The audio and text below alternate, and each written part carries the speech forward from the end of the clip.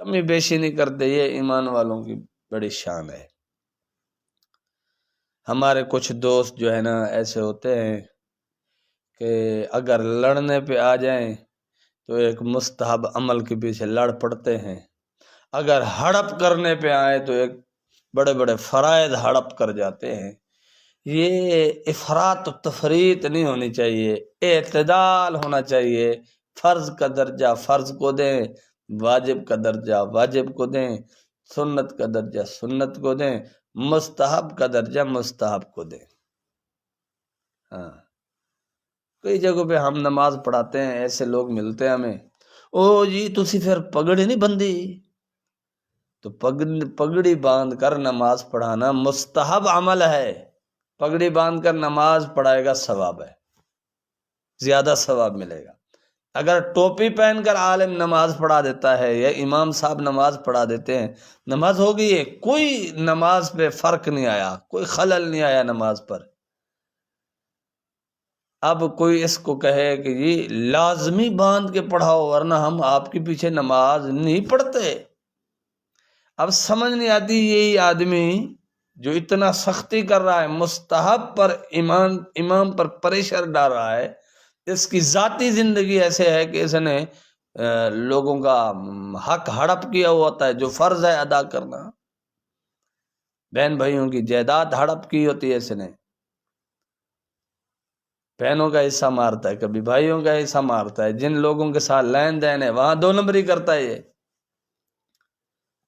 اور ہم نے دیکھا ہے، ہمارے مشاہدے میں آیا، اللہ کرے ہمارا مشاہدہ غلط ہو، ہم دیکھتے رہتے ہیں، جو لوگ اسی بات پر لڑنے کو تیار ہوتے ہیں ان کے بینکوں میں سیوک وہ سود والے اکاؤنٹ ہوتے ہیں جس میں وہ سود پرافٹ لیتے ہیں، سود پر ان کے کاروبار ہوتے ہیں باہر، اور ادھر آ کے اپنے تقوی کا پریشر ڈالتے ہیں امام پر۔ شرم آنی چاہیے ایسے لوگوں کو۔ اور ائمہ کرام کے لیے بھی عرض کر دوں، حضرات علماء کرام نے لکھا ہے کہ اگر کوئی آدمی پگڑی پہن کر نماز پڑھانے کو فرض واجب سمجھے یا اس طرح کا مطلب محسوس کروائے تو امام کو چاہیے کہ پگڑی اتار کر ٹوپی میں نماز پڑھائے، کیونکہ جس عمل پر شدت سے رسول اللہ صلی اللہ علیہ وسلم نے اور حضرات صحابہ کرام نے عمل نہیں کروایا، یہ کون ہوتے ہیں پابندی اتنا سختی کرنے والے ہمارے اوپر؟ جہاں اللہ اور اللہ کے رسول صلی اللہ علیہ وسلم نے سخت حکم فرمایا کہ حرام نہیں کھانا، وہاں یہ رکتے نہیں۔ جہاں اللہ تعالیٰ نے سختی سے منع فرمایا کہ غیبت نہ کرو، وہاں یہ رکتے نہیں۔ جہاں اللہ رب العالمین نے سختی سے منع فرمایا جھوٹ نہیں بولنا، وہاں یہ رکتے نہیں۔ جہاں حضور صلی اللہ علیہ وسلم نے چغل خوری سے سخت منع فرمایا، وہاں یہ رکتے نہیں۔ حلال میں حرام ملانے سے اللہ نے منع کیا، وہاں یہ رکتے نہیں۔ وہاں ان کے اپنے عقلی دلائل ہوتے ہیں، اور یہاں آ کے یہ تقوی جھاڑتے ہیں۔ امام کو اپنا ملازم سمجھتے ہیں، اپنا نوکر سمجھتے ہیں، اپنا غلام سمجھتے ہیں۔ اور یاد رکھ لو، سب سے بدقسمت، بد نصیب، میں تو یہاں تک کہتا ہوں کہ بدبخت نمازی وہ ہیں جو اپنے امام کو اپنے سے کم سمجھتے ہیں۔ سب سے بدقسمت، بد نصیب، بدبخت نمازی وہ ہیں جو اپنے امام کو کمتر سمجھتے ہیں، اپنا غلام سمجھتے ہیں، یا پھر اپنے امام کو جاہل سمجھتے ہیں۔ اسے مسئلہ بتا رہے ہوتے ہیں، او حضرت جی یہ مسئلہ اینج ہے گا تو کی کرتا پیا ہے، تو حضرت نہیں جانتے، آپ جانتے ہیں۔ آپ کا امام نہیں جانتا، آپ جانتے ہیں، تو آپ بڑے بدقسمت، بد نصیب اور بدبخت مقتدی ہیں کہ آپ کا امام آپ سے جاہل ہے، آپ کا امام آپ سے جاہل ہے۔ اور پھر آپ کو آپ اپنے سے زیادہ پڑھا ہوا اپنے سے زیادہ متقی امام لے آنا چاہیے اور اس کی شان کے مطابق لانا چاہیے پھر۔ اور جی امام دے تے سختی تے نہ کر دے تنخواہ کنے وہ 3000 ہے گی 5000 ہے گی، وہ 5-6 ہزار سے کیا بنتا ہے بھائی؟ آپ ایمانداری سے بتائیں 5-6 ہزار سے امام کا بنتا کیا ہے؟ آپ 5-6 ہزار سے اپنا گھر چلا رہے ہیں۔ او نہیں جی مہنگائی دا دور ہے تے مٹھے میں گھٹی ہوئی ہے بس، پھر بھی 30-40 ہزار خرچ ہو جاتا ہے، تو آپ کے گھر 30-40 ہزار سے چلتا ہے اور آپ کے امام کا گھر 5 ہزار سے چلے گا۔ ہاں باتیں گھڑنا آ جاتا ہے، اپنے امام پر ٹوں ٹوں کرنا ہو، جو ہم کیا کہیں ایسے مقتدیوں کو، اور ایسی بدقسمت قوم کے امام بن جاتے ہیں۔ جو بدقسمت لوگ، بد نصیب اور بدبخت لوگ ہیں کہ امام پر خام خواہ تنقید کرتے رہنا، امام کی عزت کو اچھالتے رہنا، امام کے عیب تلاش کرتے رہنا، یہ منافقین کی علامت ہے۔ رسول اللہ صلی اللہ علیہ وسلم کی مجلس میں آ کر بیٹھتے تھے، دین سنتے تھے اور ادھر عیب جوئی کرتے تھے۔ تو ائمہ کی بڑی قدر ہے، اور یہ اللہ کی حدود میں یہ بھی شامل ہے کہ امام آپ کا قابل عزت، قابل وقار، قابل احترام، صاحب تقوی، صاحب علم، یہ اوصاف ہونے چاہیے۔ اور جب آپ نے مان لیا کہ ہمارا امام صاحب تقوی ہے، پھر تم امام کو بتاؤ کہ تقوی کیا ہوتا ہے، پھر وہ بہتر جانتا ہے۔ جب آپ نے مان لیا کہ ہمارا امام صاحب علم ہے، پھر آپ کو کیا ضرورت پڑ گئی امام کو مسئلہ بتانے کی؟ اور کبھی کبھی لوگ جو ہے نا بطور امتحان امام سے مسئلہ پوچھتے ہیں کہ امام کو مسئلہ آتا بھی ہے یا نہیں آتا، تو یاد رکھ لو ایسے لوگ اپنی دنیا بھی برباد کر رہے ہیں، اپنی آخرت بھی برباد کر رہے ہیں۔ تمہیں جرت کیسے ہوتی ہے کہ تم امام کا امتحان لیتے ہو؟ تو مجھے یہاں سے ایک اور بات یاد آ گئی۔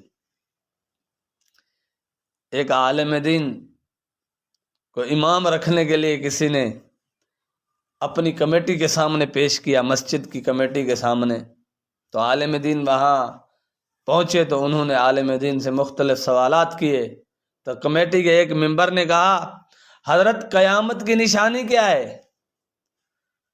تو حضرت نے فرمایا قیامت کی نشانی یہ ہے کہ جاہل بیٹھ کر عالم کا امتحان لے رہے ہیں، عالم کی قابلیت چیک کر رہے ہیں کہ امامت کے قابل ہے یا نہیں ہے، جاہل بیٹھ کر عالم کی قابلیت چیک کر رہے ہیں۔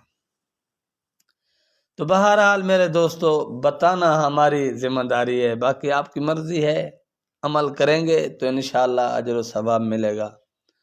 اور امام قابل عزت ہے، لیکن ہم کہتے تو ہیں امام قابل عزت ہے، لیکن ہماری جب شادی ہوتی ہے نا، ہم نے بڑے دور سے میراثی کو دعوت دی ہوتی ہے، بڑے دور سے 50,000 روپیہ بھر کے کنجریوں کو بلایا ہوتا ہے، لیکن نہیں بلاتے اپنی بستی کے امام کو، نہیں بلاتے اپنی شادی پر، نہیں بلاتے اپنی بستی کے امام کو، نہیں بلاتے۔ اگر کوئی مر کھپ کے بلا بھی لے تو ذمہ دار کو اندر اچھی جگہ پہ بٹھا کے کھانا کھلائے گا اور امام صاحب کو عوام میں رلائے گا، اور ساتھ میں کہے گا حضرت آپ نے درس دیا تھا نا کہ مسلمان سب برابر ہے۔ تو اللہ فرماتے ہیں علم والے اور جاہل برابر نہیں ہیں، تقوی والے اور فاسق فاجر برابر نہیں ہیں، اور آپ کا امام اور غیر امام بھی برابر نہیں ہے۔ پھر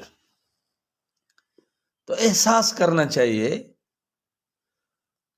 ایک بات یہ ہے، اور دوسری بات یہ ہے ہمارے اکثر و بیشتر یہ چیز دیہاتوں میں پیش آتی ہے کہ ہمارا ایک امام ہوتا ہے، ہمیں نماز پڑھاتا ہے، کسی مقتدی کا کوئی باہر سے حافظ، قاری، عالم یا رشتہ دار مہمان آ جائے تو وہ کھڑا ہو جائے گا اور اپنے اس مہمان کو مصلی پہ آگے کھڑا کر دیتا ہے۔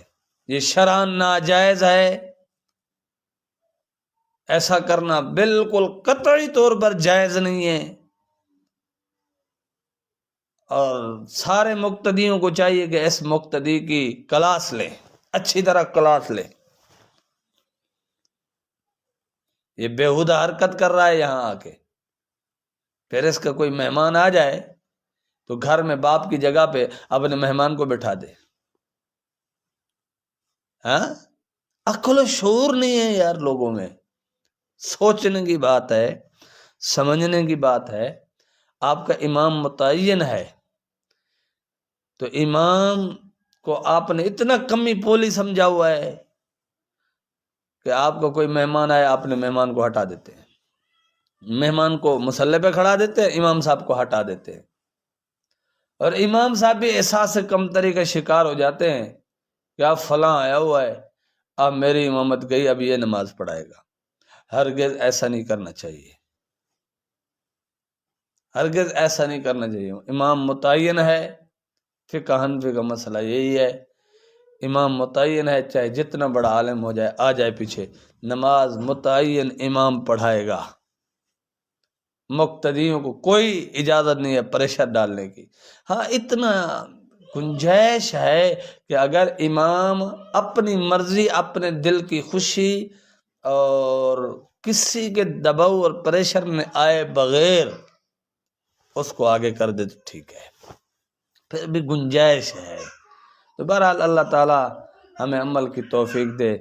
والحافظون لحدود اللہ، اور ایمان والوں کی یہ شان ہے، اللہ کی حدود کا خیال کرتے ہیں، ماں باپ کے حقوق کا، بہنوں کے، بھائیوں کے حقوق کا، کسی کا حق ضبط نہیں کرتے، کسی کی زمین پر ناجائز قبضہ نہیں کرتے۔ مبشر المؤمنین، خوشخبری سنا دیجئے ایمان والوں کو۔ کس چیز کی خوشخبری سنا دیں؟ وبشر المؤمنین، خوشخبری سنا دیجئے ایمان والوں کو۔ کس چیز کی خوشخبری؟ یہاں نہیں بتایا اللہ تعالیٰ نے۔ کیوں ایسی چیز کی خوشخبری دی جس کا ہمارے دل و دماغ میں تصور کرنا بھی محال ہے، کسی چیز کا ایسے خیال اور نقشہ آنا بھی محال ہے۔ اللہ تعالیٰ ایسے انعامات دیں گے ہمیں۔ تو میرے دوستو، جو اوپر ایمان والوں کی صفات بیان ہوئی ہیں، ان پر عمل کریں اور ایسے انعامات اللہ سے وصول کریں، اور ایسی جگہیں اور ایسے مقامات اللہ سے وصول کریں اللہ کے فضل اور کرم سے کہ جن کا آپ کو تصور اور خیال بھی نہیں ہے۔ وآخر دعوانا ان الحمد للہ رب العالمین۔